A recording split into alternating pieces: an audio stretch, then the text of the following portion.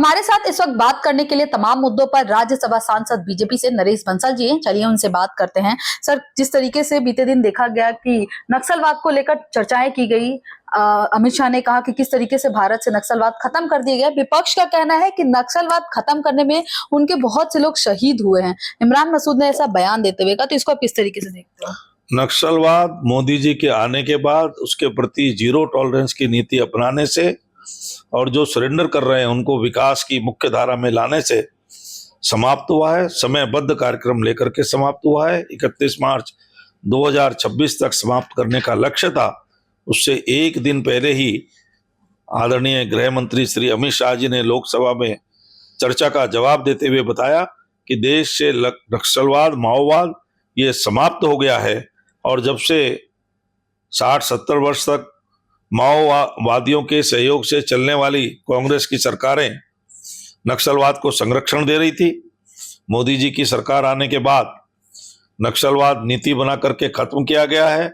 और हजारों लोग जिन्होंने जंगलों में अपनी पूरा जीवन बिता दिया था, वो हथियार डाल करके मुख्य धारा में आए हैं। उन्होंने देखा है कि वास्तविक जीवन क्या होता है। इसलिए ये विपक्ष का कहना कि उनके लोग मारे गए, लोग जो भी मारे गए वो भारत के नागरिक थे, भारत माँ के बेटे बेटी थे, उसको बांटा नहीं जा सकता। उनके प्रति संवेदना है, किंतु माओवाद, नक्सलवाद ये एक विचारधारा की लड़ाई है जिसका किसी भी प्रकार से और कोई संबंध नहीं है। इसका संरक्षण विपक्ष की सरकारें करती रही है। मोदी जी की सरकार आने के बाद ये समाप्त हुआ है। सर, वहीं अभी मिडिल ईस्ट में युद्ध चल रहा है और देश में इतना बड़ा संकट है। पहले एलपीजी सिलेंडर की दिक्कत थी, फिर पेट्रोल डीजल को। तो विपक्ष का कहना है कि सरकार इन अहम मुद्दों पर चर्चा नहीं करनी चाह रही, इससे भाग रही है, ये नक्सलवाद का मुद्दा उठा रही, क्योंकि चुनाव में लोगों को आकर्षित करना। नहीं, इस पर माननीय प्रधानमंत्री जी ने लोकसभा और राज्यसभा में वक्तव्य दिया है और समय समय पर पेट्रोलियम मंत्री जी भी इस पर बोले हैं, सब कुछ बताया है।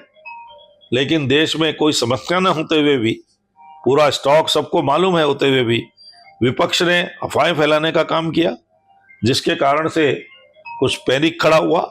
लेकिन वो भी 2-3 दिन में कंट्रोल हो गया, क्योंकि कोई कमी नहीं है। सरकार की नीति है, कूटनीति सफल है वेस्ट एशिया के संकट में, और हमारे पास डीजल, पेट्रोल, गैस कोई किल्लत नहीं है। वहीं अब बंगाल चुनाव पर सर आते हैं। बंगाल में चुनाव है लगातार, अब बस कुछ ही दिन बच चुका है और बयानबाजी शुरू हो चुकी है। वहीं ममता बनर्जी ने कहा है कि अगर बीजेपी सरकार आती है तो जो बंगाल में मछली और अंडा यानी कि डीम बात करे तो माछ भात और डीम भात वो छिन जाएगा लोगों से। इसको आप किस तरीके से देखते हैं?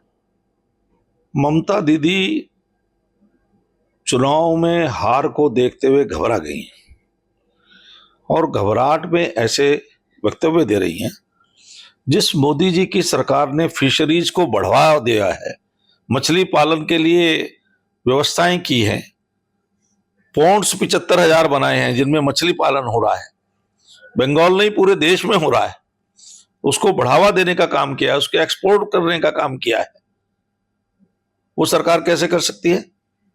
लेकिन ये गुमराह करने के लिए ममता जी चुनाव में स्पष्ट हार को देखते हुए हताशा और निराशा में इस प्रकार के वक्तव्य दे रही है। सर, वही टीएमसी से तमाम कई लीडर में बात करूं, आज बीजेपी में भी एक शामिल हुए, कल कांग्रेस में भी शामिल, तो इस तरीके से इतना मतलब बंगाल में असर देखने को पड़ सकता है चुनाव में? ममता दीदी का जहाज डूब रहा है और डूबते हुए जहाज में कुछ लोग नहीं सफर करना चाहते तो वो छलांग लगाते हैं।